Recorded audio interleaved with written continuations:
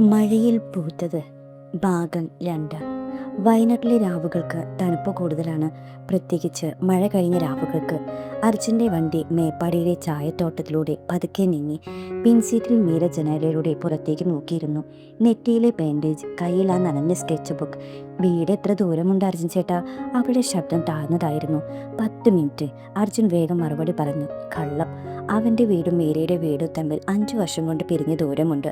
വണ്ടി നിന്നത് വർക്കർ ലൈനിൻ്റെ മുന്നിലാണ്. ചെറിയ ചെറിയ വീടുകൾ, ഓലമേഞ്ഞ മേൽക്കൂര, മഴയിൽ ചോരുന്നുണ്ട്. ഒരു വീടിൻ്റെ വരാന്തയിൽ ഒരു അമ്മ ഇരിക്കുന്നു, കയ്യിൽ തിരി കത്തിച്ച വിളക്ക്. അമ്മേ, മീര വിളിച്ചു. പക്ഷേ ആ അമ്മ തിരിഞ്ഞു നോക്കിയില്ല. അർജുൻ്റെ നെഞ്ച് വേദനിച്ചു. 5 വർഷം. സരസ്വതി ആൻറ്റി, മീരയുടെ അമ്മ. അവളെ കണ്ടാൽ തിരിച്ചറിയും. പിന്നെ വഴക്ക്. ഇതാണ് നിന്റെ വീട് മീര, അർജുൻ പറഞ്ഞു.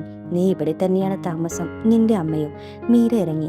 മണ്ണിൽ ചെരുപ്പ് പതിഞ്ഞു. അവൾ വീടിനോടടുത്തു. അമ്മേ. സരസ്വതി തല ഉയർത്തി. മകളെ കണ്ടപ്പോൾ ഓടി വന്ന് കെട്ടിപ്പിടിച്ചു. എൻ്റെ മോളെ, എവിടെ പോയതാ? രാവിലെ മുതൽ അന്വേഷിച്ചതാ. ഞെട്ടിക്ക് എന്താ പറ്റിയത്? അമ്മേ, എനിക്ക് ഒന്നും ഓർമ്മയില്ല.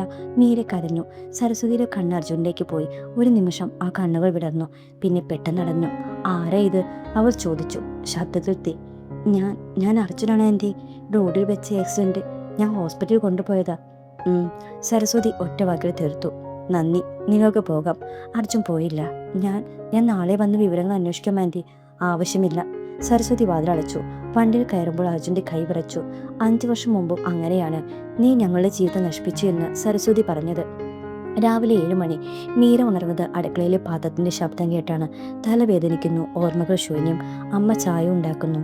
അമ്മേ, ഞാൻ എന്ത് ജോലിയാ ചെയ്യുന്നത്? ചായത്തോട്ടിൽ തന്നെ മോളെ. ഇല പറിക്കാൻ 3 മാസമായി. സരസ്വതി മുഖം നോക്കിയില്ല. എനിക്ക് ഡ്രോയിങ് ഇഷ്ടമാണല്ലോ അമ്മേ. ഇഷ്ടം കൊണ്ട് വയറ് നിറയില്ല മോളെ. സരസ്വതിയുടെ ശബ്ദം കടുപ്പമായിരുന്നു. പോയി റെഡിയാവ്, 8 മണിക്ക് ബസ്സുണ്ട്. മീര ബാത്റൂമിൽ പോയി കണ്ണാടിയിൽ നോക്കി. അപരിചിതമായൊരു മുഖം, നെറ്റിയുടെ മുറിവ്. പേഴ്സ് തുറന്നു. അതിലൊരു പഴയ ടിക്കറ്റ്. മേപ്പാടി കാലിക്കറ്റ്. തീയതി 5 വർഷം മുമ്പ്. അവൾക്കൊന്നും മനസ്സിലായില്ല. 9 മണി. ചായത്തോട്ടം, പച്ചപ്പ്, മഴ, സ്ത്രീകൾ ഇല പറിക്കുന്നു. ആരാടി ഇത് പുതുതായി? ഒരു ചേച്ചി ചോദിച്ചു. സരസ്വതിയുടെ മോളാ. ആക്സിഡന്റ് പറ്റിയതാ, മെമ്മറി പോയി. മറ്റൊരാൾ മറുപടി പറഞ്ഞു.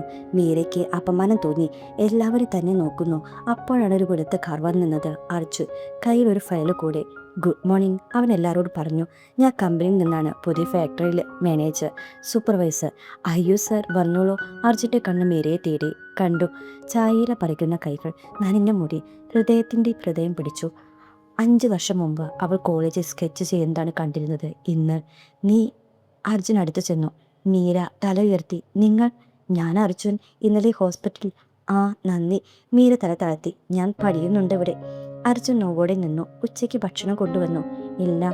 മീര ചുരുക്കി. ഞാൻ കൊണ്ടുവന്നിട്ടുണ്ട്, കൂടെ കഴിക്കാം. വേണ്ട, ഞാൻ വീട്ടിൽ പോയി കഴിക്കും. മീര എണീറ്റ് പോയി. അർജുൻ അവളുടെ നടപ്പ് നോക്കി നിന്നു. 5 വർഷം മുമ്പ്.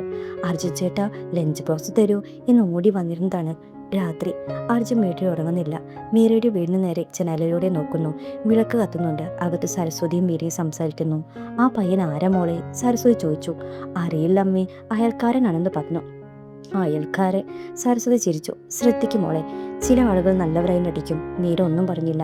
പക്ഷെ അവളുടെ മനസ്സിലൊരു ചോദ്യം. ഞാൻ എന്തുകൊണ്ട് ഈ ആളെ കാണുമ്പോൾ നെഞ്ചു വേദനിക്കുന്നു? അവൾ സ്കെച്ച് ബുക്ക് തുറന്നു. പെൻസിലെടുത്തു. അറിയാതെ ഒരു മുഖം വരച്ചു. കണ്ണട, ചിരി. താഴെ എഴുതി അർജുൻ. പെട്ടെന്ന് പേരെ തെറിച്ചുപോയി. അവൾ പേടിച്ചു. അതേസമയം അർജുൻ്റെ ഫോണിൽ ഒരു കോൾ.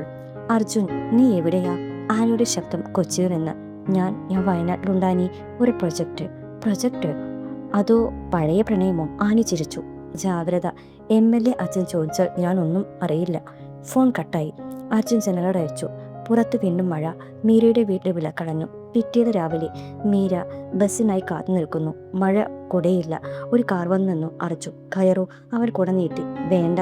മീര നടന്നു. അർജുൻ വണ്ടിയിൽ നിന്നിറങ്ങി. അവളുടെ കൂടെ നടന്നു. ഒരു കുട, 2 പേർ. എന്തിനാ എന്നെ ഫോളോ ചെയ്യുന്നത്? മീര ദേഷ്യപ്പെട്ടു. അറിയില്ല. അർജുൻ സത്യം പറഞ്ഞു. നിന്നെ കാണാതെ ഇരിക്കാൻ പറ്റുന്നില്ല. മീര നിന്നു. അവൻ്റെ കണ്ണുകളിലേക്ക് നോക്കി. നമ്മൾ മുൻപ് കണ്ടിട്ടുണ്ടോ? അർജുൻ നിശബ്ദത പാലിച്ചു. ഇല്ല. അവൻ വീണ്ടും കള്ളം പറഞ്ഞു. പക്ഷേ നിങ്ങളുടെ കണ്ണുകൾ പരിചിതമാണ്. മീരയുടെ കണ്ണു നിറഞ്ഞു. എനിക്ക് പേടിയാവുന്നു അർജുൻ ചേട്ടാ. എന്തൊക്കെയോ ഓർമ്മ വരുന്ന പോലെ. ആ ചേട്ടാ കേട്ടപ്പോൾ അർജുൻ്റെ നിയന്ത്രണം പോയി. അവൻ അവളുടെ കൈ പിടിച്ചു. പേടിക്കണ്ട മീര, ഞാനുണ്ട്. അപ്പോഴാണ് ദൂരെ നിന്നൊരു ശബ്ദം. മീര. സരസ്വതി കയ്യിലൊരു വടിയുമായി ഓടി വരുന്നു. കൈവിടവളുടെ. അർജുൻ പെട്ടെന്ന് കൈവിട്ടു. സരസ്വതി മീരയെ വലിച്ചുകൊണ്ട് പോയി. പോകുന്നതിന് മുമ്പ് അർജുനെ ഒന്ന് നോക്കി. ആ നോട്ടത്തിൽ 5 വർഷത്തെ വെറുപ്പുണ്ടായിരുന്നു. മീര തിരിഞ്ഞു നോക്കി. മഴയിൽ നനഞ്ഞു നിൽക്കുന്ന അർജുൻ. അവളുടെ മനസ്സിൽ ഒരു വരി മാത്രം, ഇയാൾ അപരിചിതനല്ല, പക്ഷേ ആരാണ്? തുടരും.